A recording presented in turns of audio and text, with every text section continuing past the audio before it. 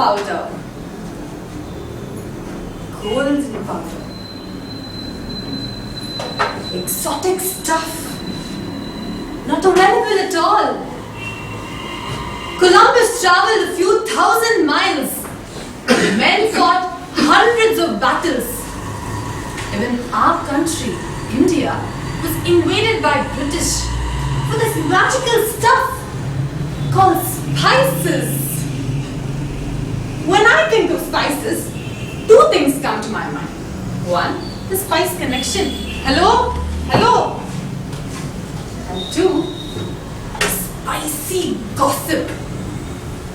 But being the good girl that I am, to me, spices mean aroma, taste, flavor, tradition, and yours truly, Indian.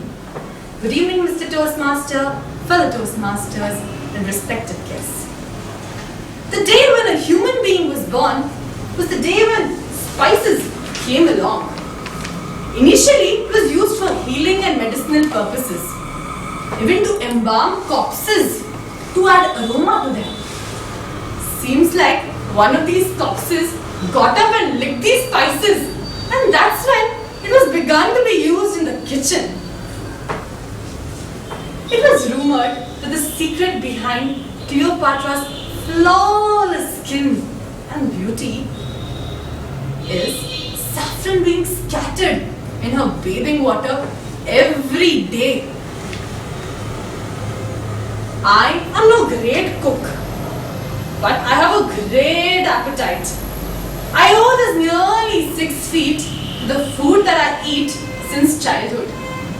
And who made them? The world's best cook, my grandmother.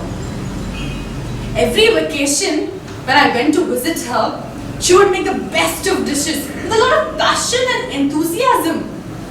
The hot jalebis, open to serve with a hot ghee. My God. It was during these vacations that I was first introduced to this magical, fascinating world of spices. Spices are like a director in a play. The director isn't seen in the play, but without him, the play wouldn't have even come into existence. Likewise, what's food without spices? Spices play a major role in arousing all the senses. The color that it gives to food makes it so pleasant to look at. The aroma that the spices give makes food mouth-watering. The one fact that all of you don't know is spices can speak. The spices on hot vada. The spice on red manchuri, crispy red manchuri. The spices on the tandoori chicken. My goodness. It's when these spices speak, none of you will think or speak. All of you will just eat or drool. Variety is the spice of life. Agreed. But today, I am going to show you how many varieties of spices are there. The first spice that I am going to speak about is not just used to color food, but is also used to color a bride's face and arms in weddings. Yes, I'm speaking about our very own turmeric, the golden spice of India. It is used as a dietary supplement which helps in stomach problems and other ailments. It slows down the growth and development of cancerous tissues. And of course, it's used in our ever favorite, all-time favorite chethana. My speech on spices would remain incomplete if I don't speak about the king of spices, pepper.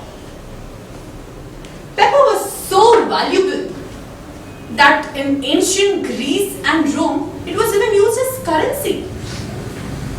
Arab traders would in fact keep the locations of these spices, of this pepper spice, a secret. Though Roman armies were sent into Arab to search for the land of pepper, they couldn't find it. So well guarded the secret it was. During the Middle Ages, peppercorns were used instead of money for dowry system, for giving dowries, for taxes, or for paying rents. Now, how can the king remain unmarried? That's why we have the queen of spices, cardamom, commonly known as elakki. For mouth freshener, cardamom is the answer. For fresh aromatic coffee or tea, cardamom is the answer. For garam masala, cardamom is the answer. In fact, my father makes me eat this every time we have a dinner in a restaurant, so that it avoids food poisoning, just in case. If you thought that spices were only used for flavoring and for aroma and medicinal purposes, listen to this crime thriller. Neurotic Nero, the ancient emperor of Rome, didn't have any qualms about murdering his wife, but he decided to be kind enough to give her a luxurious funeral. The irony of this man, he used Rome's entire years of supply of cinnamon to cremate her. Entire years. Coming closer to our country, closer to the mountains, closer to the gods. Tirupati, Venkateshwara, Govinda, Govinda. All of you say Tirupati, Venkateshwara, Govinda, Govinda. More than the Lord himself, Tirupati is known for its raisin-filled, clove-filled, mouth-watering laddus.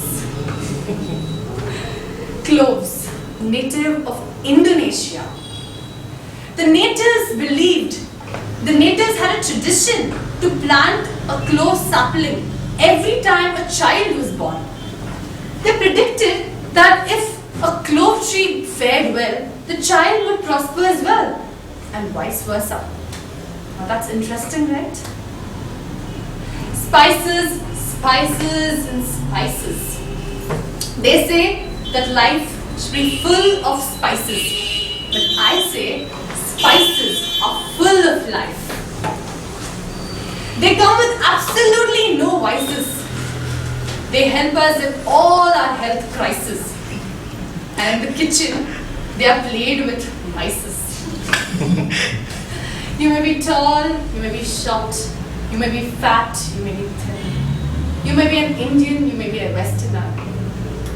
But what brings us all on one platform is this no-vice, aroma-filled, flavoring spices.